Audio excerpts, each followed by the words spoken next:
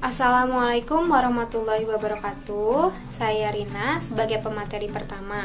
Nah, langsung saja kita mulai pada materinya. Dimulai dari manajemen keuangan.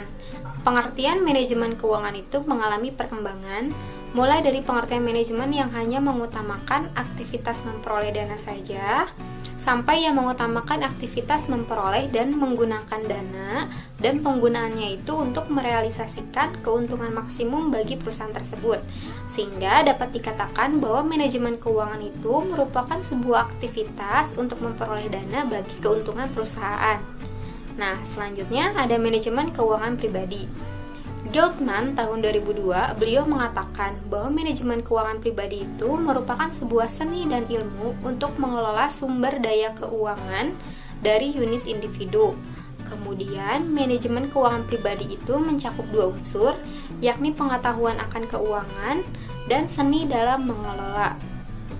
Nah, mengapa sih seni dalam mengelola keuangan pribadi itu penting?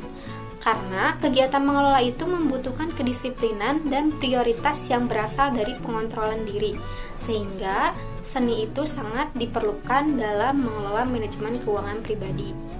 Nah, kemudian bagi seorang wirausaha harus bisa mengelola keuangan pribadinya jika ingin mengembangkan usahanya. Karena jika seorang wirausaha dapat mengelola keuangan pribadinya sendiri, berarti ia dapat memahami pentingnya nilai uang dan pentingnya merencanakan masa depan. Terima kasih. Selanjutnya akan dilanjutkan oleh teman saya. Assalamualaikum warahmatullahi wabarakatuh. Nama saya Fajar Nurdiansyah dengan NPM 1750601016. Saya di sini akan melanjutkan presentasi dari teman saya yang bernama Rina Sumiati. Nah, di sini ada manajemen keuangan usaha. Nah, manajemen keuangan usaha ini merupakan seni pengolahan data dimulai dari perencanaan, pengorganisasian, sampai evaluasi untuk mengolah usaha dan dijadikan untuk pengambilan keputusan. Nah, kenapa manajemen keuangan usaha ini adalah seni? Karena manajemen keuangan ini memiliki fungsi-fungsi keuangan, di mana fungsi manajemen keuangan ini meliputi penghimpunan dan pendayagunaan dana. Karena itu, manajemen keuangan sering dipadankan dengan manajemen aliran dana. Nah, manajemen keuangan merupakan fungsi keuangan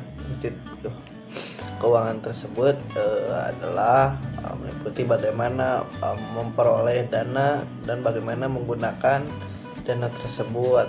Nah, manajer keuangan berkepentingan dengan menentukan jumlah aktivitas yang layak dari investasi pada berbagai aktivitas dan pemilihan sumber-sumber dana untuk membelanjai aktivitas.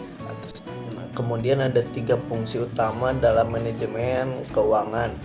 Yang pertama ada allocation of fund, pricing of fund, dan manajemen assets. Nah, allocation of fund adalah aktivitas penggunaan dana, yaitu untuk menginvestasikan dana pada berbagai aktivitas.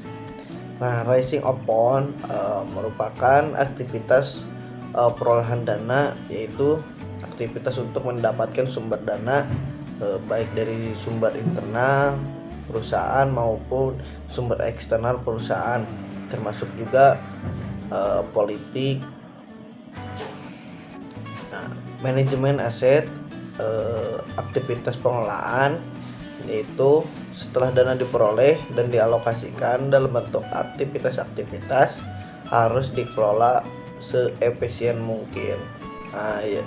Selanjutnya ada mengelola manajemen keuangan pribadi. Nah, menurut Senanduk tahun 2004 mengatakan bahwa manajemen keuangan pribadi meliputi keputusan tentang 1. Membeli dan memiliki sebanyak mungkin harta produktif. Nah, dan kemudian tulis pos-pos harta produktif yang Anda inginkan tersebut di dalam kolom harta produktif. Nah, setelah mendapatkan gaji, prioritaskan untuk memiliki pos-pos harta produktif sebelum membayar pengeluaran yang lainnya. Kalau perlu, pelajari seluk-beluk masing-masing harta produktif tersebut. Yang kedua, ada aturan pengeluaran dana. Aturan pengeluaran Anda. Nah, caranya usahakan kalau perlu lebih sedikit keras pada diri untuk tidak mengalami defisit, karena defisit adalah sumber semua masalah besar yang mungkin di masa mendatang. Ya, prioritaskan pembayaran cicilan atau hutang, lalu premi asuransi, kemudian biaya hidup. Nah, pelajari cara mengeluarkan uang secara bijak untuk setiap pos-pos pengeluaran. Nah, yang ketiga ada hati-hati dengan hutang atau utang. Nah, cara untuk mengetahui kapan sebaiknya berhutang dan kapan untuk tidak berhutang. Nah, kuasai tip yang diperlukan jika ingin membeli utang atau membeli barang secara kredit. Kuasai tip yang perlu dilakukan bila saat ini terlanjur memiliki utang. Yang keempat ada sisihkan untuk masa depan. Nah, caranya ambil kertas dan tulis pos-pos, lalu persiapkan kebutuhan apa yang ada di masa mendatang. Nah, dan kemudian sisihkan gaji bonus untuk kebutuhan di masa mendatang. Mulai dari sekarang segeralah Anda persiapkan. Nah, yang kelima ada memiliki proteksi. Caranya adalah dengan memiliki asuransi dana, asuransi jiwa, asuransi kesehatan, asuransi kerugian, dan memiliki dana cadangan sebagai proteksi jangka pendek.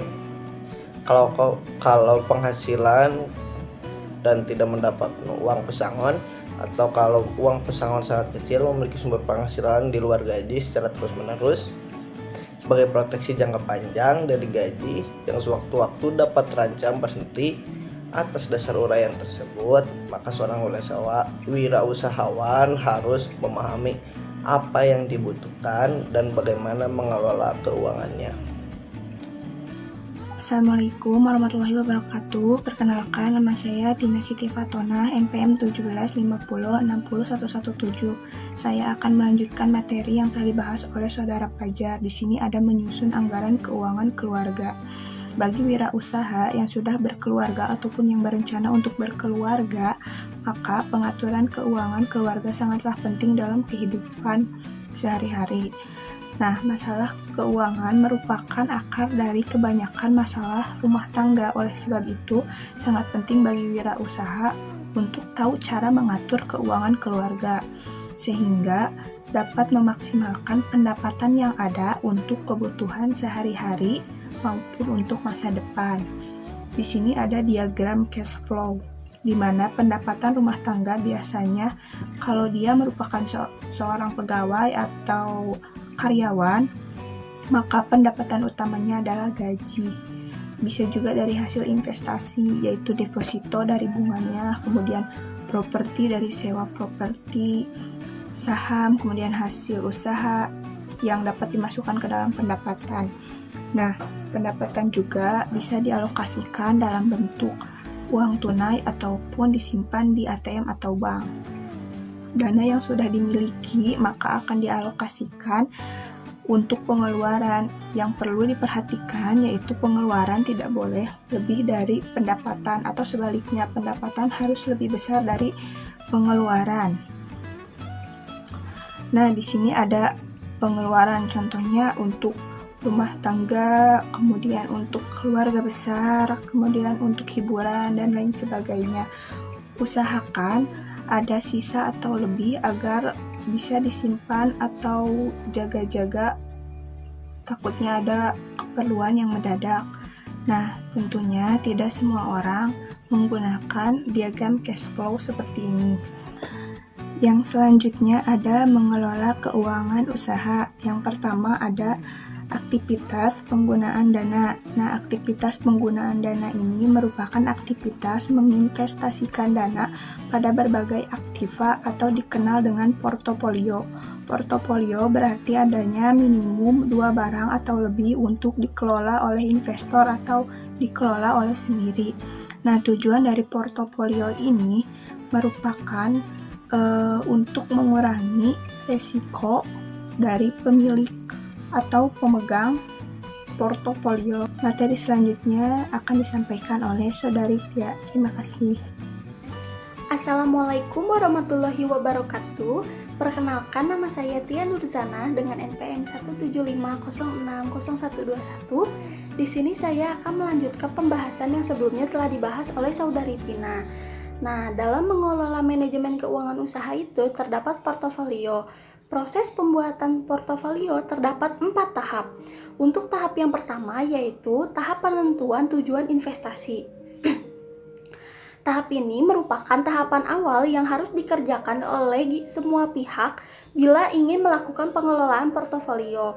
Pada tahap ini juga, wirausaha harus memahami besarnya resiko yang ditolerir oleh wirausaha atas portofolio investasi yang dimilikinya.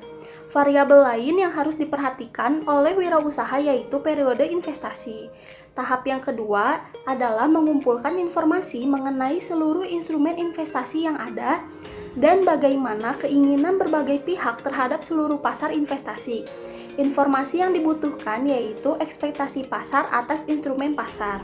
Untuk tahap yang ketiga yaitu tahap implementasi situasi pasar yang ada. Wirausaha haruslah memilih, membeli, dan juga menjual instrumen investasi yang sesuai dengan keinginan wirausaha. Dan untuk tahap yang keempat yaitu melakukan perhitungan atas portofolio yang dikelola. Hasil pengelolaan portofolio dalam bentuk tingkat pengembalian dibandingkan dengan tingkat pengembalian patokan. Nah, selanjutnya dalam mengelola manajemen keuangan usaha itu, untuk poin yang B, yaitu aktivitas perolehan dana. Untuk memulai suatu usaha, sumber permodalan diperoleh melalui yang pertama modal sendiri. Nah, modal sendiri maksudnya sumber pembiayaan sendiri dapat diperoleh dari tabungan, dana cadangan, atau mempergunakan aset yang tidak produktif. Nah, untuk sumber permodalan yang kedua yaitu pinjaman bank. Dari pinjaman bank ini ada 3 jenis kredit perbankan. Yang pertama kredit usaha. Kredit usaha merupakan kredit yang ditujukan untuk membiayai usaha yang produktif. Yang kedua yaitu kredit konsumsi.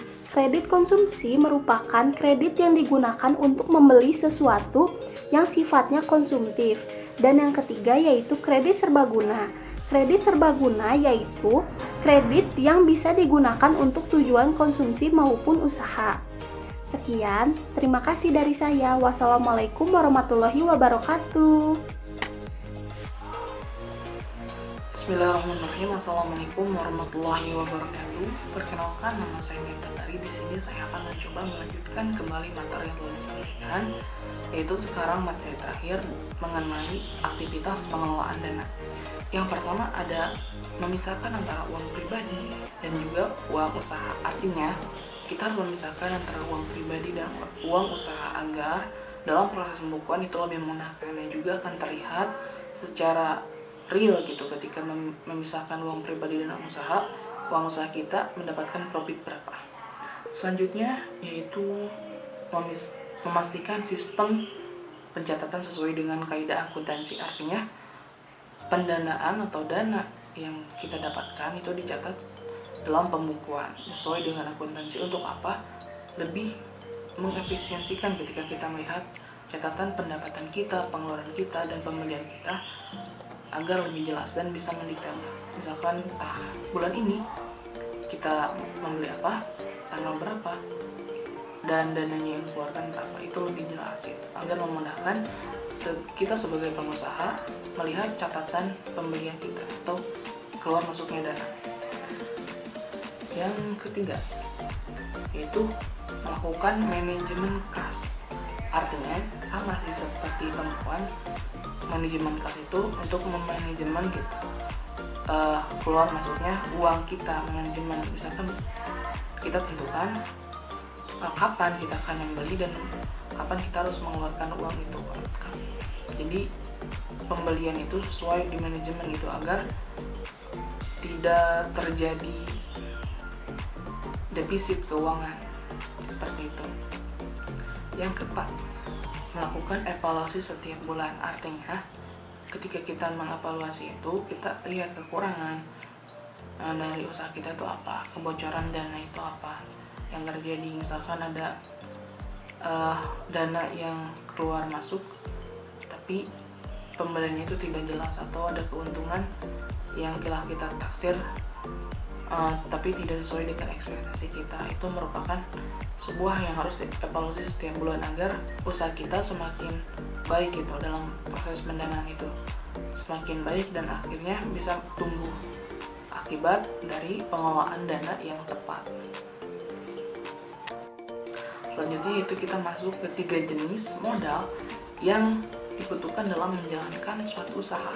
Yang pertama adalah modal investasi awal. Tentu dalam membangun suatu investasi kita harus memiliki modal awal untuk membangun usaha kita. Jadi kita memiliki suatu modal untuk membangun suatu usaha. Kita tentukan berapa sih modal untuk membangun usaha kita gitu. Yang kedua, modal kerja, yaitu modal untuk melakukan pembelian barang itu, untuk jasa atau barang yang kita hasilkan itu. Jadi dalam modal kerja ini seperti modal membuat sepatu misalkan, kita beli bahannya berapa, dalam menggaji itunya berapa gitu. Yang ketiga adalah modal operasional, yaitu modal per bulan yang kita perlukan atau sekian tenggat waktu yang kita perlukan untuk menjalankan usaha kita, yaitu operasional kita. Jadi ini berhubungan dengan alat-alat yang kita pakai, juga gaji-gaji. Mungkin kalau misalkan kita udah punya karyawan, inilah modal operasional kita untuk menjalankan usaha ini segini. Jadi kita harus memiliki ketiga jenis modal dalam menjalankan usaha, yaitu modal investasi awal. Tentu jelas dalam dasarnya membuat suatu usaha kita harus memiliki modal awal. Yang kedua, modal kerja, bukan artian kita bekerja, tapi modal secara material, yaitu untuk membeli suatu barang atau biaya untuk menghasilkan suatu produk atau jasa yang kita usahakan atau yang kita jual.